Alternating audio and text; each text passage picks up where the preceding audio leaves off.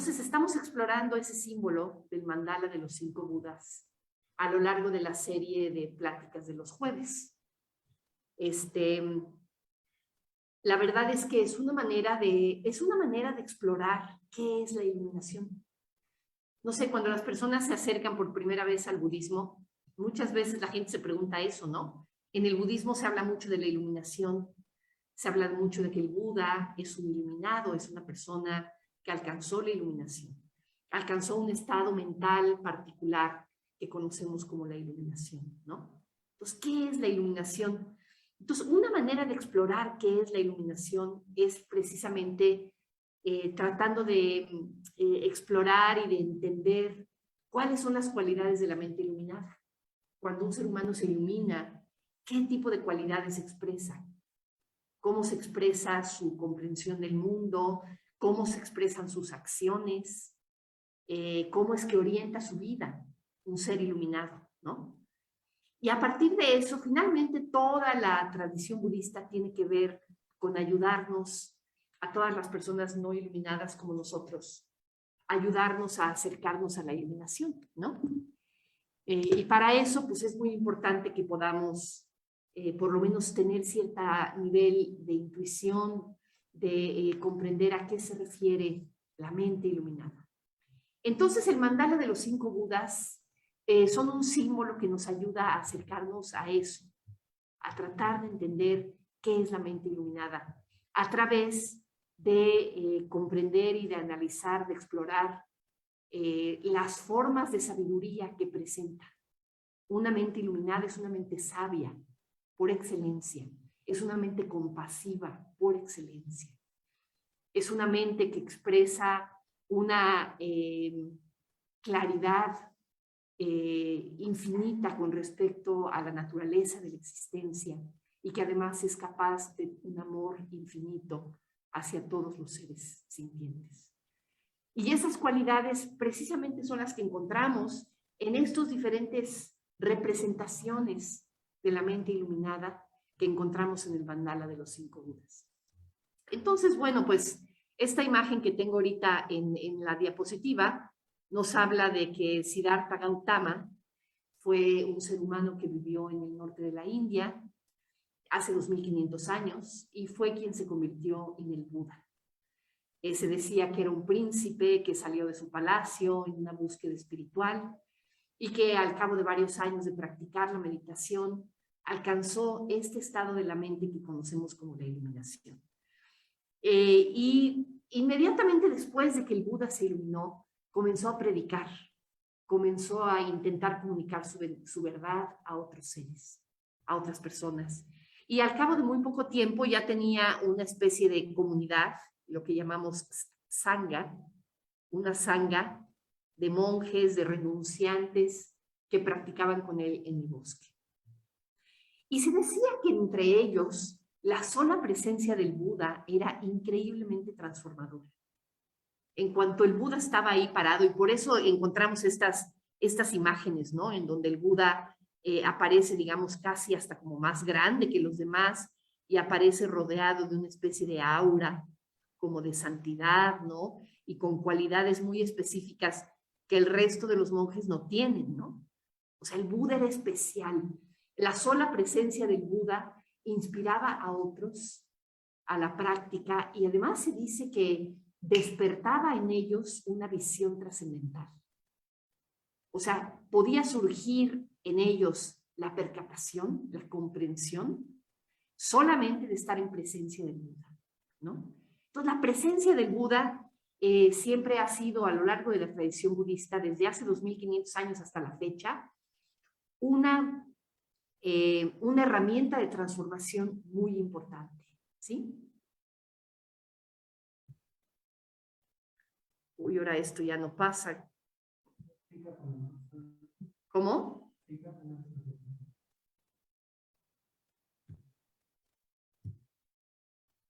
Mejor con el mouse.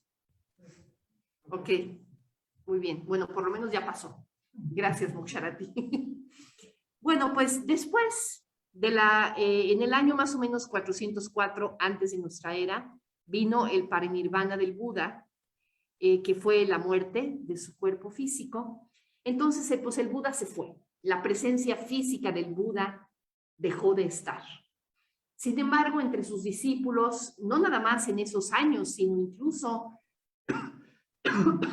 100 años después, todavía recordaban muy claramente al Buda y se le invocaba, digamos, en la meditación, se le invocaba su presencia, ¿no? Los discípulos del Buda entonces siguieron invocando su presencia y meditando en su imagen. Y después de un tiempo empezaron a surgir diferentes representaciones del Buda, diferentes imágenes pictóricas, incluso también esculturas, que buscaban representar a la imagen del Buda, pero todavía sin que fuera una persona, ¿no? Todas estas representaciones que vemos aquí en la pantalla fueron representaciones que se usaron para invocar al Buda. Por ejemplo, la representación de un árbol, ¿no? Ustedes saben que el Buda se iluminó debajo de un árbol, entonces, durante un tiempo, representar al árbol, el árbol Bodhi, de alguna manera era como representar al Buda y a su iluminación. Cuando el Buda lo incineraron en su cuerpo y lo enterraron en este tipo de monumento mortuorio que se conoce como estupa.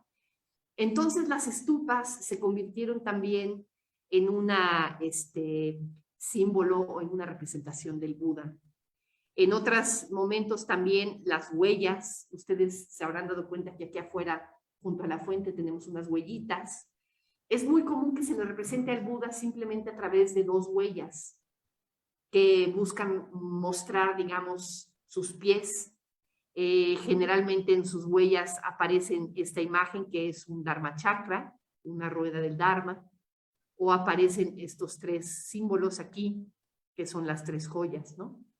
También se le representó a manera de un caballo, a manera de un león, y mucho tiempo después, casi 200 años después, se le empezó a representar con forma humana. Entonces, no fue sino hasta mucho tiempo después de la muerte del Buda que empezamos a observar, empezamos a encontrar en la tradición budista representaciones del Buda con forma humana. Y esas representaciones del Buda no buscaban necesariamente representar a una persona en particular, digamos, con sus cualidades o con sus características individuales, sino que eran imágenes idealizadas de la budeidad, no del Buda como persona, como Siddhartha Gautama, ¿no? Sino imágenes de la budeidad. Y empezaron entonces a presentarse estas imágenes idealizadas como la que tenemos aquí o como la que tenemos en la rupa que está en nuestro altar, ¿verdad? Son imágenes idealizadas que buscan representar la iluminación, buscan señalar las cualidades de la iluminación desde su perspectiva, digamos, que podemos observar a simple vista, ¿no? Aquí tenemos entonces estas imágenes idealizadas del Buda, que son símbolo de las cualidades de la mente iluminada, ¿no? Este Buda, que es un Buda dorado, que generalmente se presenta así como un hombre joven, vestido nada más con un hábito de mendicante, con la mano derecha tocando la tierra, su pelo negro con esta bolita que tenemos aquí en la cabeza que se llama un Isha. Este Buda se le llamó Shakyamuni. Shakyamuni, podemos decir, es el Buda histórico. Ustedes saben que la palabra Muni significa sabio. La palabra Shakya hace referencia a la tribu de la cual venía el Buda, el sabio de la tribu de los Shakyas, ¿verdad? Él es el Buda Shakyamuni. Y el Buda Shakyamuni es este Buda idealizado que generalmente se presenta de color dorado. Tiene este mudra, este gesto, la palabra mudra significa gesto, este gesto tocando la tierra con la mano derecha, es un gesto que tiene una simbología muy particular que hace referencia al momento en el que el Buda se iluminó, ¿sí? Generalmente va con hábitos de mendicante, está en postura de meditación, tiene un gesto de compasión y simboliza al Buda histórico. El símbolo del Buda histórico básicamente hace referencia a que el potencial humano para la iluminación. Cuando nosotros vemos al Buda Shakyamuni, lo que ese Buda tendría que estarnos comunicando de alguna manera es: tú tienes el potencial de iluminarte. Tú tienes el potencial de ser eso, de ser la iluminación en persona, ¿no? Ese potencial está en todos nosotros. Entonces, el Buda Shakyamuni es, digamos, lo que nos comunica, ¿no? Entonces, ahí tenemos al Buda Shakyamuni. Muchas veces se le asoció también con los leones. Aquí tenemos unos leones. Ajá. Con el árbol Bodhi. Aquí tenemos el árbol Bodhi que está cubriéndolo, dándole su sombra.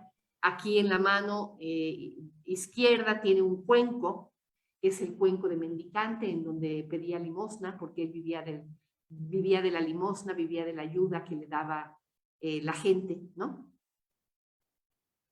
Y luego pues empezaron a surgir distintas representaciones a lo largo de la historia en el budismo, empezaron a surgir distintas representaciones de la budeidad, con distintas mudras. Fíjense, aquí tenemos un mudra como el del Buda que tenemos aquí en el altar, con la mano derecha levantada.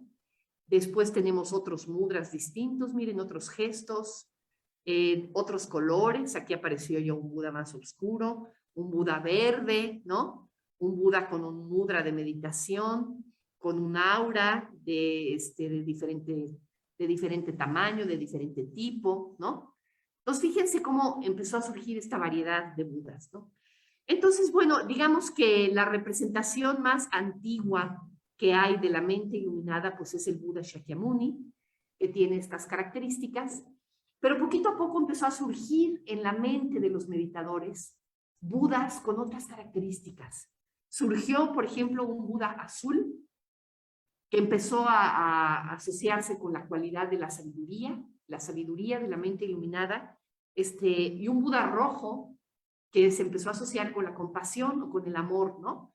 Entonces tenemos estas dos grandes cualidades de la mente iluminada, la compasión y la sabiduría, que se empezaron a asociar con dos formas búdicas específicas, un Buda rojo, un Buda azul, que empezaron a surgir naturalmente en la mente de los meditadores, ¿no? El Buda rojo se llamó Amitabha, el Buda azul Akshobhya. Ahorita vamos a ver qué significan sus nombres. Y después surgieron otras dos cualidades que se identificaron, que fue la temeridad, la valentía, ¿no? Y por otro lado, la generosidad. Y ahí surgieron el Buda Amoghasiddhi y el Buda Ratnasambhava. Entonces, ya estuvimos viendo a lo largo de esta serie, hablamos del Buda Akshobhya, del Buda Ratnasambhava. Hoy estamos hablando del Buda Amitabha, y dentro de 15 días ya vamos a entrar a hablar del Buda Amoghasiddhi, ¿sí? Entonces vamos recorriendo el mandala más o menos poquito a poco, ¿no? El mandala de los 5 Budas entonces tiene más o menos esa forma. Si se fijan, es como una brújula. Aquí está el Buda rojo, que está en este caso en el oeste, el Buda Amoghasiddhi en el norte, el Buda Akshobhya en el este. Aquí tenemos el este de este lado y el oeste del otro lado. Y aquí tenemos el norte de este lado y el sur de este lado. Eso es decir, como una brújula, pero un poquito, con un pasito, un poquito movidita, ¿no? Aquí tenemos a Ratnasambhava en el sur, y en el centro tenemos al Buda Vairochana, que de alguna manera es la conjunción de todas las sabidurías y de todas las cualidades de todos los otros 4 Budas, ¿no? Entonces, bueno, lo que hemos estado viendo a lo largo de estas sesiones es las asociaciones simbólicas que presenta cada una de estos Budas para entender, digamos, esas distintas cualidades de la mente iluminada que están representadas en estos símbolos, ¿no? Entonces, por un lado, hablamos un poquito del nombre de cada Buda, hablamos de sus cualidades, de qué tipo de sabiduría o qué tipo de cualidades tiene el Buda en términos de cómo expresa su sabiduría particular. Todos los Budas representan una sabiduría particular, una forma particular de comprender, digamos, que es lo que conocemos como la sabiduría de cada Buda.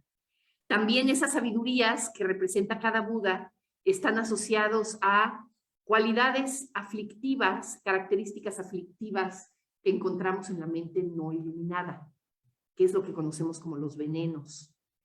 También vemos en qué orientación se presentan en el mandala.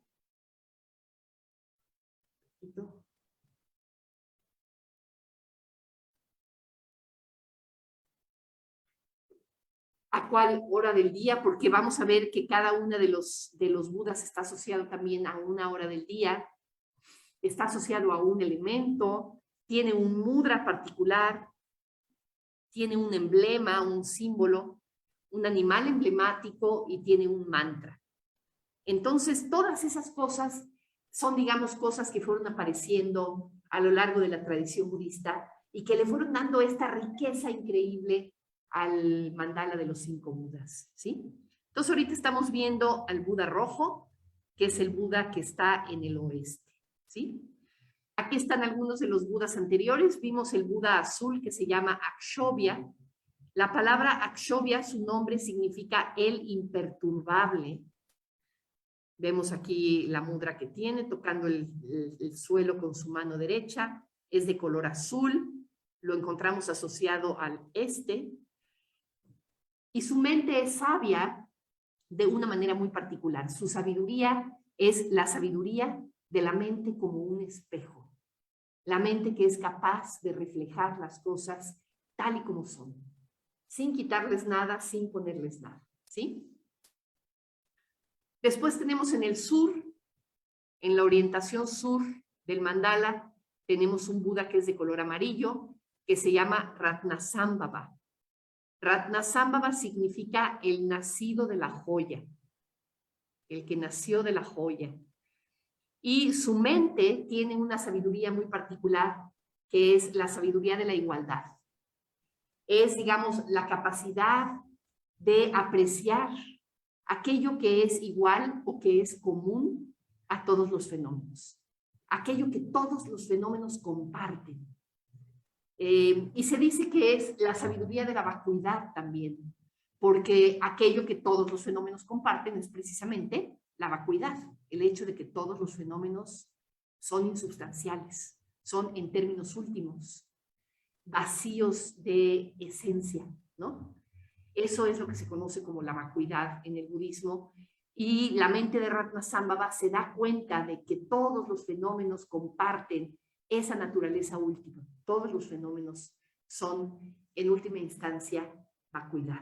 Están vacíos de una esencia fija e inmutable. Entonces, esa es la mente de Ratnasambhava.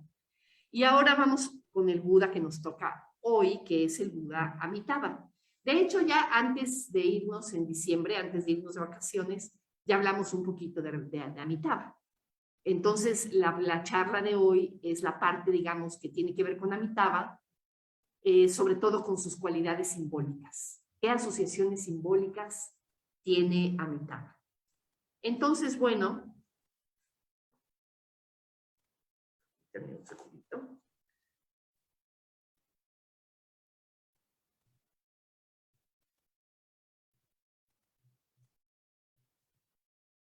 El Buda Amitabha tiene esta cualidad muy importante que es de color rojo y se encuentra asociado con la orientación oeste en el mandala.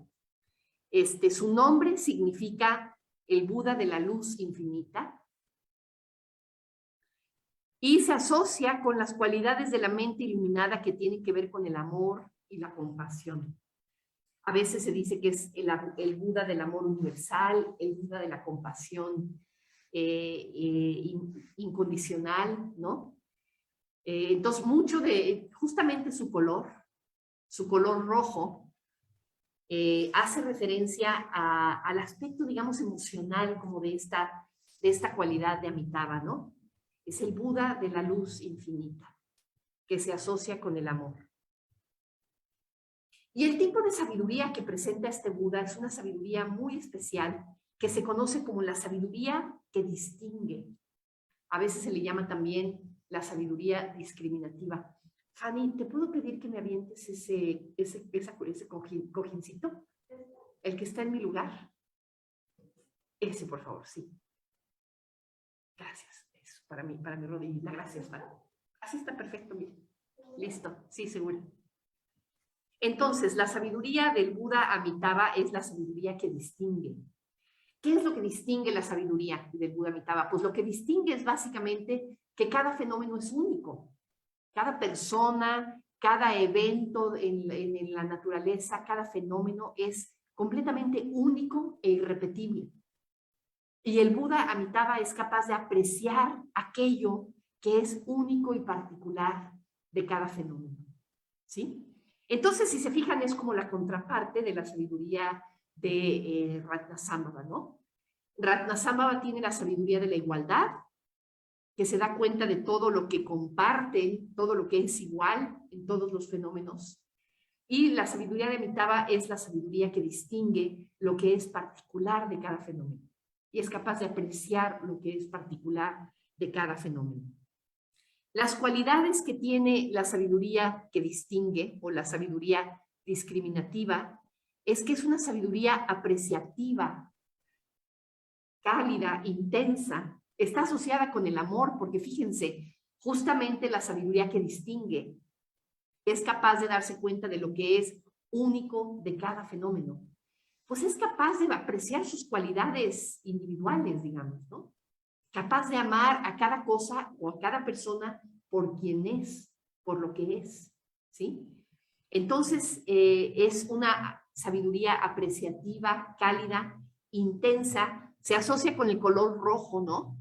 La semana que veíamos este Buda en diciembre, veíamos como el color rojo, pues es un color que de entrada te comunica emoción, te comunica pasión, ¿no? Es el color de la sangre, es el color del amor, ¿no? Es el color de la pasión. Entonces, estamos hablando aquí de esa cualidad emocional, emotiva que tiene Amitabha, ¿no? Dice aquí, puede distinguir y valorar lo que es único en cada cosa, persona o fenómeno. Es una energía apacible, amorosa, empática.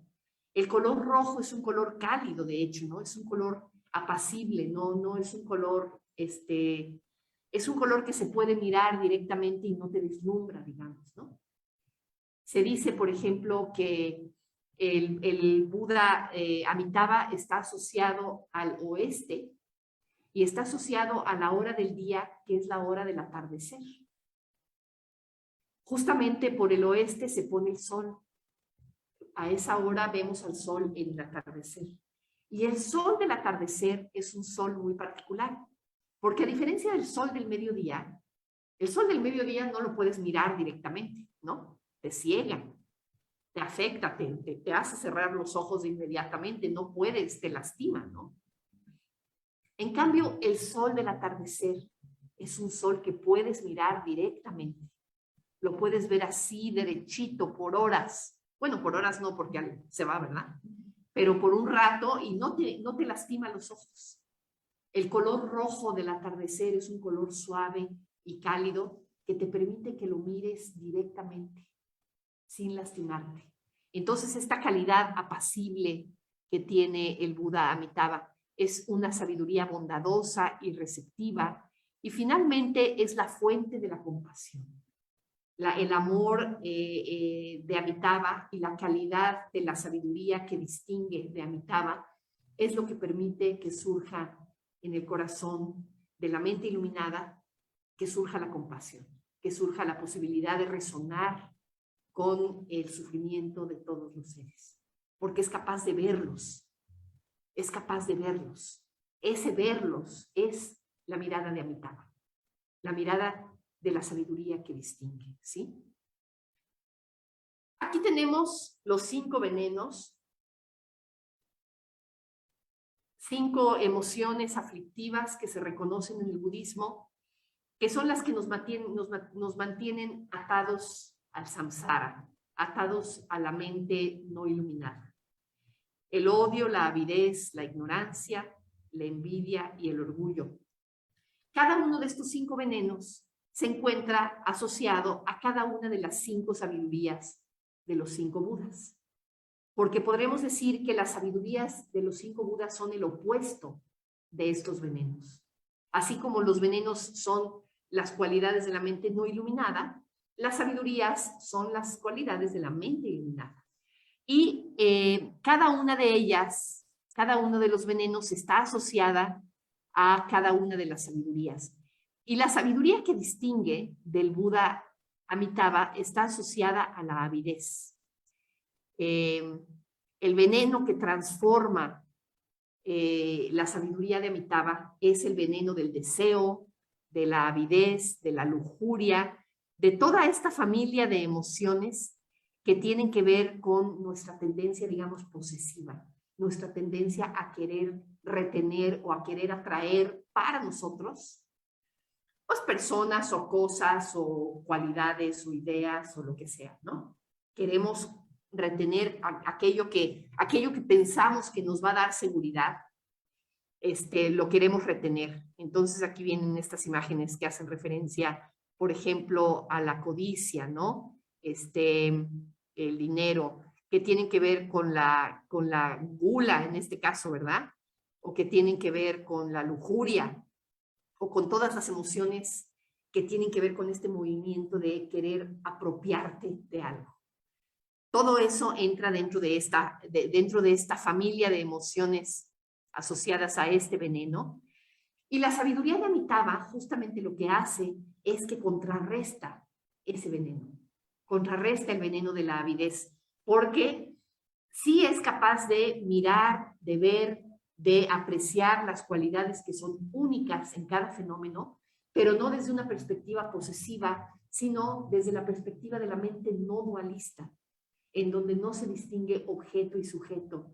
Y entonces, este aprecio de las cualidades únicas de cada fenómeno es completamente sin posesividad, sin deseo de pertenencia, simplemente a través de un aprecio total que es el amor, que es el amor incondicional, que es meta, ¿no? Bueno, y otro tipo de símbolos muy bonitos que se asocian con el Buda Amitabha es, por ejemplo, el mudra. No sé si es el mudra o la mudra. ¿Tú qué piensas, Kemarati? El, ¿verdad? El mudra. Mudra, la palabra mudra significa gesto, y los mudras vienen incluso desde la época anterior al budismo. En el hinduismo se han acuñado una serie de gestos, una serie de posiciones de las manos que desde el punto de vista de la meditación, del yoga, del trabajo con la energía, tienen distintos símbolos y distintas utilidades, ¿no? Entonces, cada uno de los 5 Budas tiene un mudra distinto. Vimos a Akshobhya, que tenía su mudra tocando la mano derecha con la palma hacia abajo, tocando el suelo, tocando la tierra. Vimos el mudra del Buda Ratnasambhava, que es el mudra Bharata, el mudra de la generosidad suprema, que es con la mano derecha abierta hacia enfrente. Y aquí tenemos el mudra del Buda Amitabha, que es el mudra Dhyana. La palabra Dhyana significa, muchas veces se traduce como meditación o se traduce como absorción meditativa. Y el mudra Dhyana muchas veces se presenta con las manos de esta manera, formando 2 pequeños circulitos, pero más comúnmente se le representa como aparece aquí en este Buda meditando, o como aparece aquí arriba, una mano sobre la otra. Entonces es muy fácil de hacer, los invito a que lo intenten. De hecho, ahí Miguel lo tiene perfecto, mira, ¿verdad? Ah, ¿lo estás copiando? Ok. Yo pensé que había salido como del puro churro. Sí, una mano, la mano izquierda abajo, apoyada sobre el regazo, sobre las piernas, y la otra mano, la mano derecha encima, y los pulgares apenas tocándose, apenas tocándose. De hecho, hay gente que dice que esta es la postura que usan los hombres, con la mano izquierda abajo, la mano derecha arriba, y que las mujeres la usan al revés, la mano derecha abajo, la mano izquierda arriba, por el manejo de las energías, ¿no? Pero miren, yo soy mujer y a mí como me acomoda es así, con la mano izquierda abajo, y la mano derecha arriba. Pero bueno, yo creo que la cosa más importante del mudra es también que los dedos pulgares apenas se están tocando. Entonces también ese toque apenas de los dedos pulgares nos habla también del camino medio. El camino medio en donde si estamos demasiado flojos en nuestra postura, se nos abren las manos, se nos separan y se nos pierde este contacto, ¿no? Si estamos poniendo demasiado esfuerzo, apretamos mucho los dedos y llega un momento en el que nos empezamos a lastimar, ¿no? Entonces, el esfuerzo de la meditación tiene que ser un esfuerzo completamente equilibrado en donde los dedos apenas se están tocando. Apenas está este contacto de los dedos que es suave, que permite el fluir de la energía entre el lado derecho y el lado izquierdo del cuerpo y que forman este pequeño óvalo, el óvalo que se forma ahí, como aparece aquí en esta imagen, una especie de óvalo o un pequeño huevito que se forma aquí en entre los pulgares, que se dice que es el espacio vacío. Se dice que es, digamos, como un huevo, en donde lo que se está empollando en ese huevo es precisamente el vacío. El vacío que es la naturaleza del todo y que es la base de la sabiduría última, ¿no? Entonces al mudra dhyana también se le conoce como el mudra del vacío, por esa razón. Es un mudra que se dice que tiene el efecto de calmar la mente, se asocia con la concentración de la mente que tiene que ver con la meditación, ¿verdad? También es un mudra que comunica mucha relajación.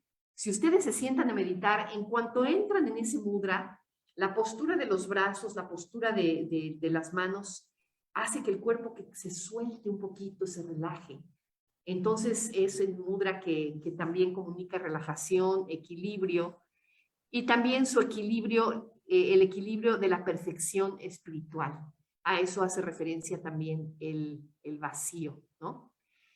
Y fíjense, probablemente es el símbolo más conocido en el mundo que se asocia con el budismo.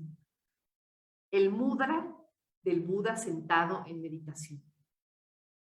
Cuando ustedes piensan en el budismo, cuando cualquier persona piensa en el budismo, no sé, seguramente ustedes escucharon hablar del budismo cuando iban en la prepa, cuando iban en la secundaria, qué sé yo, y seguramente vieron alguna imagen que se asocia con el budismo. El símbolo por excelencia del budismo es un Buda sentado meditando. Y es precisamente el Buda meditando, que es el que tiene el mudra dhyana, ¿no? Ese es el que se asocia, el que simboliza y sintetiza de alguna manera toda la tradición budista. Entonces es un mudra muy, muy importante y es justamente el mudra de Amitabha, ¿sí? También es importante porque la meditación es la herramienta que nos da la claridad para apreciar lo que es único de cada persona. O sea, la meditación es la fuente de la claridad de la mente que es capaz de mirar las cualidades que son únicas e irrepetibles en cada fenómeno, ¿no? De ahí viene esa claridad, viene de la meditación. Bueno, aquí tenemos el Buda de Kamakura, que está en Japón, que es justamente un Buda Amitabha, está sentado en meditación. Y fíjense que el Buda Amitabha se puede decir que tiene muchos adeptos, tiene muchas personas que digamos que le tienen mucha devoción al Buda Amitabha. Y hay toda una serie de escuelas de budismo que surgieron sobre todo en China, pero sobre todo en Japón, en el lejano oriente, China y Japón. Las escuelas que se conocen como las escuelas de la tierra pura. En las escuelas de la tierra pura, justamente el Buda Amitabha es podríamos decir, es el Buda, el patrono, ¿no? De estas escuelas. Es el personaje central de la práctica de los adeptos practicantes budistas de estas escuelas, ¿sí? De acuerdo a unos sutras muy importantes que se conocen como los sutras del gran Sukhavati, Sukhavati Vyuha Sutras, ¿no? Ahí en esos sutras se dice que hubo un bodhisattva que se llamaba Dharmakara, y el bodhisattva Dharmakara estuvo practicando durante eones y eones, durante muchas eras en el tiempo. El bodhisattva estuvo practicando e hizo una serie de votos de práctica. Y uno de esos votos decía que él no iba a alcanzar la iluminación si no podía cumplir esta condición. Que cuando se iluminara, iba a poder construir una tierra pura, una tierra búdica, en la cual iban a renacer todos los seres que mostraran devoción hacia él. Todos los seres que cantaran su mantra, todos los seres que le rindieran homenaje, renacerían en esta tierra pura que se llama Sukhavati. Y dice aquí, trabajaré incansablemente para llevar a la iluminación a todo aquel que recite mi mantra con devoción y dedicación.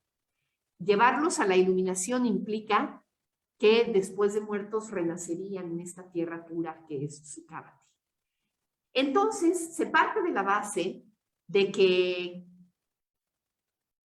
como el Buda, el Bodhisattva Dharmakara, sí se iluminó efectivamente y se convirtió en el Buda Amitabha. Esta es, digamos, la leyenda, ¿verdad? Como el Bodhisattva Dharmakara se iluminó y se convirtió en el Buda Amitabha, entonces seguramente sí se cumplió el voto de que él creó una tierra pura en la cual uno renacería si uno simplemente recita su mantra. ¿Sí? Entonces, los adeptos de la tierra pura, en lo que consiste su práctica es básicamente en recitar el mantra de Amitabha. Namo Amida Butsu, que significa homenaje al Buda Amitabha en japonés. Namo Amida Butsu. Y se recita, y se recita, y se recita. Y eso es todo lo que se hace. Esa es básicamente una práctica budista que tiene que ver con el ejercicio de la fe, ¿verdad? De una confianza férrea en los méritos del Buda Amitabha y en la posibilidad de que los méritos del Buda Amitabha me lleguen a mí a partir del voto que él hizo en su momento, en el momento en el que yo simplemente exprese devoción hacia el Buda. Entonces es una forma de budismo muy particular, pero digamos, estoy presentándola así como abuelo de pájaro, pero a lo que voy es básicamente a la centralidad que tiene el Buda Amitabha en este tipo de contexto, y que es una centralidad, por ejemplo, que ninguno de los otros budas del mandala ha tenido una influencia tan importante en un grupo tan grande de personas, ¿no? Como el Buda Amitabha, ¿no? El Buda Amitabha, que es el centro de la práctica de millones de budistas en el mundo, que practican de acuerdo a la escuela de la tierra pura.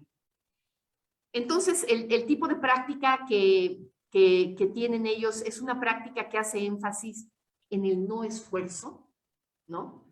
En el más bien, en la fuerza, en el poder de lo otro, el poder del otro, no en el poder propio, no en el hecho de que uno con su propia energía y con su propia decisión puede hacer cambios en la propia vida, sino a partir como de que te entregas a una fuerza superior, te entregas a este poder superior que es el Buda Amitabha y simplemente dejas que él te lleve a la iluminación.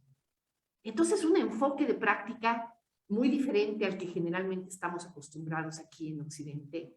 Y es muy interesante, ¿no? Es exaltar esta cualidad de la posibilidad de rendirse o de entregarse a algo más grande que uno mismo, a algo más elevado, a algo más bello, más sabio, más noble que uno mismo, ¿no?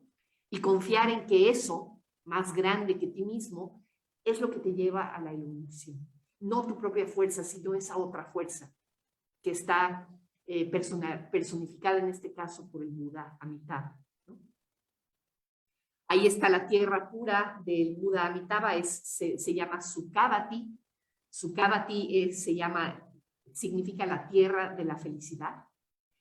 Y es precisamente esta tierra búdica, que desde la perspectiva mítica podemos decir que es la tierra búdica que el Buda Amitabha fundó, formó, y ahí es donde podemos renacer si recitamos su mantra según la perspectiva de la escuela de la tierra pura.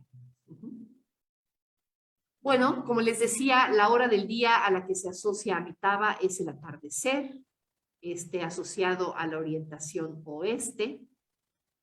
El emblema que tiene el Buda Amitabha es el loto.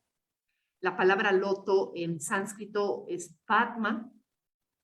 Y aquí tenemos pues algunos símbolos del loto. Aquí tenemos un símbolo muy bonito que a mí me gusta mucho, que es el logo de Chintamani, de nuestro centro de retiros, ¿no? Es justamente un loto con una joya en el centro. Entonces, el loto es un símbolo muy importante en la tradición budista. Simboliza transformación, simboliza crecimiento, simboliza cambio espiritual, ¿no?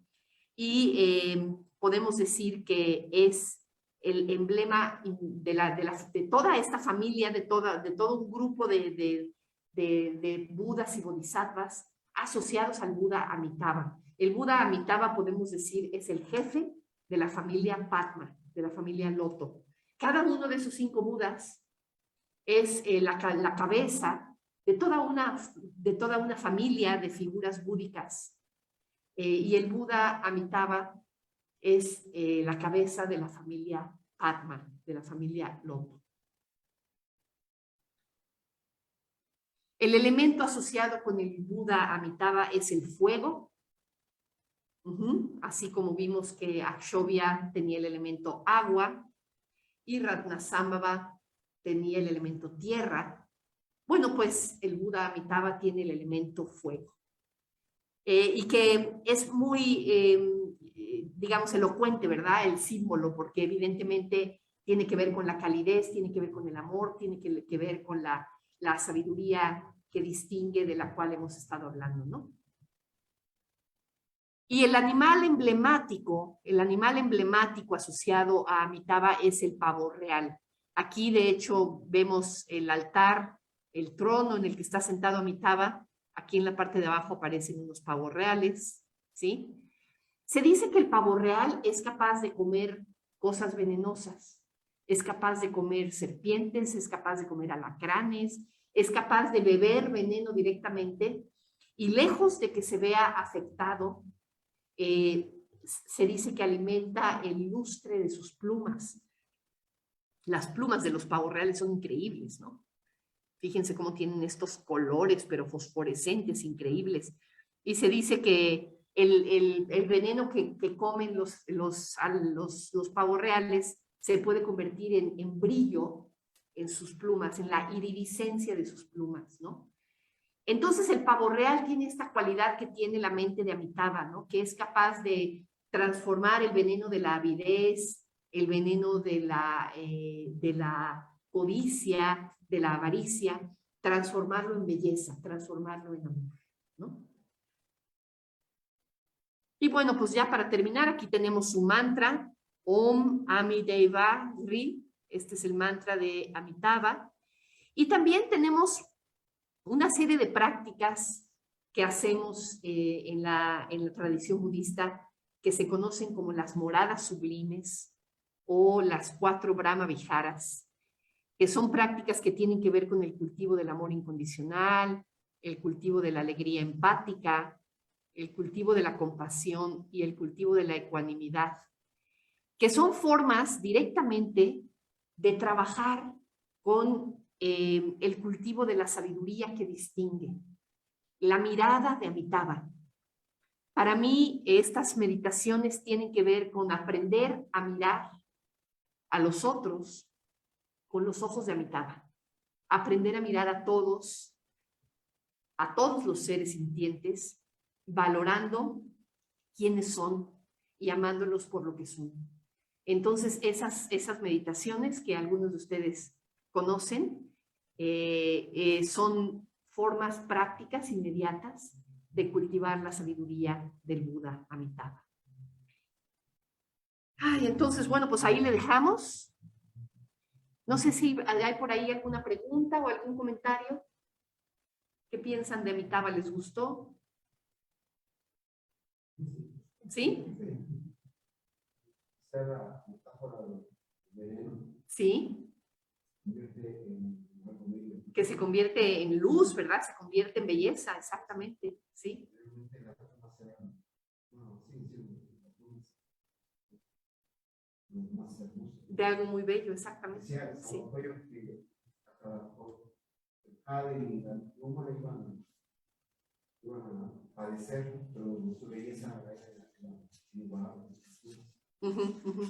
Ajá. Gracias. Sí, muy bien. Gracias, Miguel. ¿Alguien más? ¿Algún otro comentario? A ver si adelante. En el mantra que comentó, cantó, es Om, Om. Om.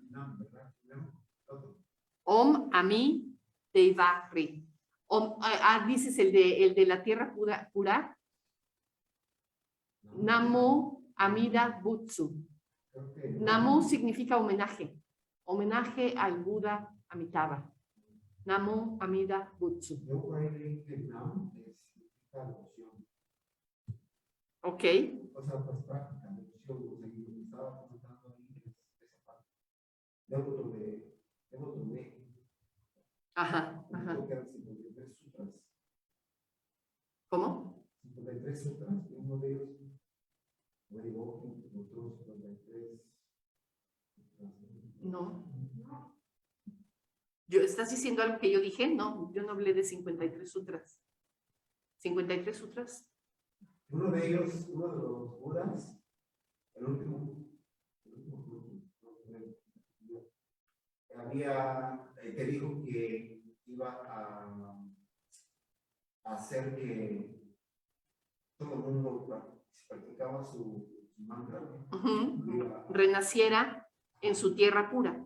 Antes de ese comentario, creo que escuché que dijo que encontró, escribió. No, hizo votos, él hizo 48 votos. 48 votos, ajá. El Buda, el Bodhisattva Dharmakara. Ajá. ¿Sí hay una pregunta por ahí en Facebook? ¿Por qué el Buda se representaba con un león y un caballo? Y también, si existe, ¿cuál es el contrario a la vacuidad? ¿Cuál es el contrario a qué? Vacuidad. Bueno, no hay contrario de la vacuidad, ¿no? No podemos pensar en la vacuidad en esos términos.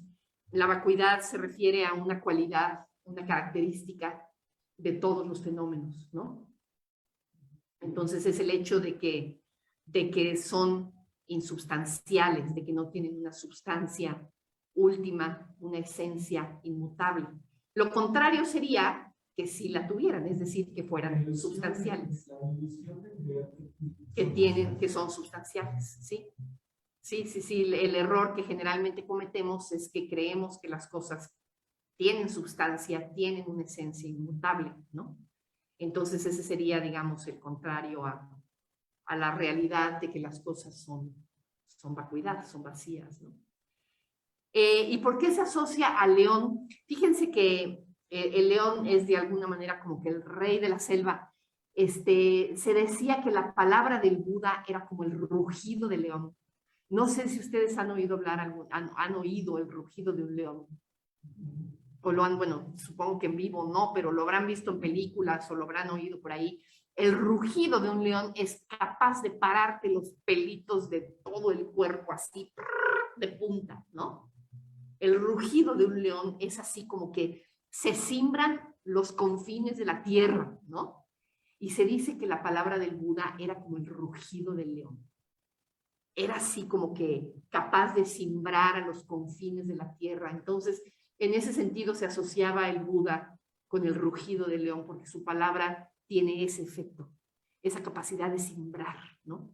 De conmocionar, de conmover. Entonces, esa es la asociación que tiene el Buda con el león. Y con el caballo, el caballo se asocia mucho con la nobleza, con Los caballos son muy nobles, son increíblemente amigables, son increíblemente accesibles, ¿no? Como animales. Puede uno acercarse a ellos, puede uno hacerse amigo de ellos, pero así de inmediato, ¿no? Con los caballos. No sé si han tenido alguna vez la cercanía con un caballo. Fortaleza, ¿no? Fortaleza, agilidad, nobleza, amistad. Yo creo que estas son cualidades que se asociaban al Buda y que se le adjudican también al caballo. ¿Se compara con 10 hombres? La fuerza de un caballo, sí, fíjate. Ajá. 10 hombres, ándale. Muy bien. Gracias, Miguel. Bueno, pues ahí le dejamos.